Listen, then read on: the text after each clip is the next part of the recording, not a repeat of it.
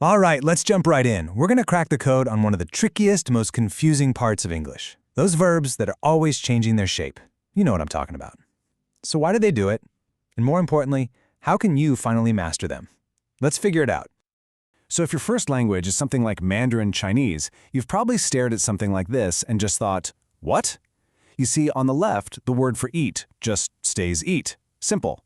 But then you look at English, and all of a sudden eat morphs into ate, just because we said yesterday. Seriously? What's up with that? Well, it's because English verbs are basically shapeshifters. Yeah, that's right. In a lot of other languages, a verb is just a verb. It's stable. But in English, nope. They're forced to change their shape, to evolve, depending on when the action is happening. It's like they have to put on a different costume for every time period. But why? Why do they have to do this? Why can't they just, stay the same? It feels like just another complicated rule to memorize, right? But there's actually a super simple, kind of fun way to think about it that makes it all click. I want you to think of it like a video game. Seriously, English verbs aren't just boring words on a page. They're characters, and these characters, they level up. They evolve and get new powers as you use them across different timelines, like the present, the past, and this other cool one we'll call life experience. So pretty much every verb character has 3 potential levels, 3 different forms it can take. Let's use eat as our hero for this example. It starts out at its base form, level 1, eat.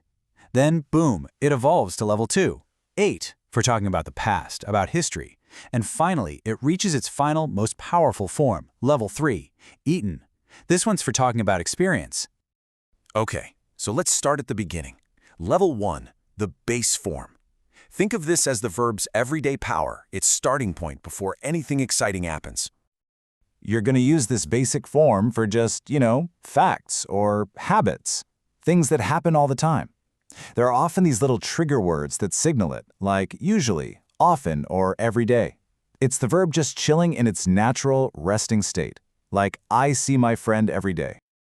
All right, now for the first evolution. Let's level up to level 2, what I like to call the history form. This is where things start to get really interesting. Okay, so whenever you use a history trigger word, a word that points to a specific finished time in the past, like yesterday, or last night, or maybe in 2010, your verb absolutely must evolve. It's not optional. See has to become saw. Go has to become went. It's a mandatory costume change for that trip to the past.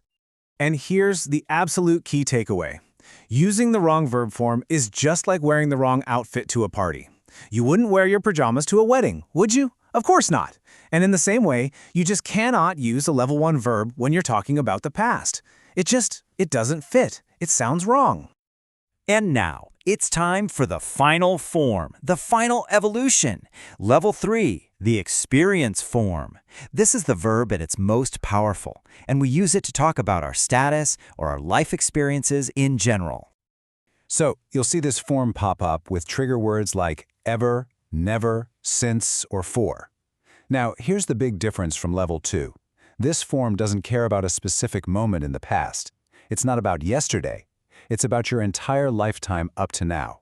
Like, have you ever seen a UFO? Or, I have never eaten that before. But this final form has one really critical rule. It's so powerful, it can't go into battle alone. It needs a partner, a helper, to control all that energy. And that helper is like its trainer, usually the word have or has. They have to be there to support it. So you can't just say, I seen him. That's a super common mistake, but it's wrong. You have to say, I have seen him. That little word have is the key that unlocks the power of the level 3 verb. Okay, so you get the levels now, right? Base, history, experience. But how in the world are you supposed to memorize all the different evolutions for those really tricky irregular verbs? Don't worry, I've got some cheat codes for you. We're going to hack the system. All right, here's the secret. Do not just stare at a long, boring alphabetical list of verbs. That's the slowest way to do it. The real hack, the game changer, is to group them by how they sound. Think of it like a rhythm game. Okay, first up, let's try the AOU combo. Just listen to the rhythm of this. Drink, drank, drunk. Ring, rang, rung. Sing, sang, sung. Can you hear that? The middle vowel just goes I-A-O. It's like a little song. Swim, swam, swum. It works. Here's another one for you, the ON group. Listen. Break, broke, broken. speak, spoke, spoken. Steal, stole, stolen. See that pattern? Learning them in these little sound families is way faster, and it just feels more natural. And then, my absolute favorite group, because it's the easiest one to remember, the lazy group. These are the verbs that just can't be bothered to evolve. They stay the same. Put, put, put. Hit, hit, hit. Cut, cut, cut. Easiest points you'll ever score, right? All right, you've learned the levels, you've got the cheat codes, it's time for the final boss battle. This is a super common type of exam question, and it's designed specifically to trap you if you don't really get how these levels work. Okay, take a look. Judy to Japan 3 times. She loves the food there. And you've got your options. Goes, went, has gone, or has been. Which one is it? Take a second. See what you think. Okay, ready? Let's use our strategy. Step 1, find the clue. The big clue here is 3 times. Now, is that a specific past event, like level 2? Nope. It's counting an experience over her lifetime, and that means, ding, ding, ding, we need the powerful level 3 form. So it has to have has or have plus that third verb form. Aha, but wait, look closely. This is the trap.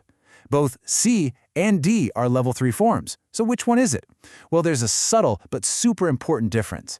Has gone means she went to Japan and she's still there. Has been means she went and then she came back. Now look at the second part of the sentence. She loves the food there. That tells us she's talking about it now, which means she must have come back. And that means the only right answer is D, has been. She has the experience of visiting Japan.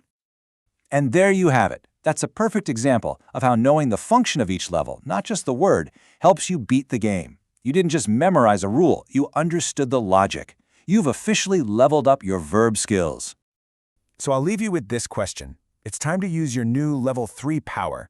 Using that experience form, tell me, what is one thing you have done in your life that you're proud of? For me, I have learned how to explain this. Now, what have you achieved?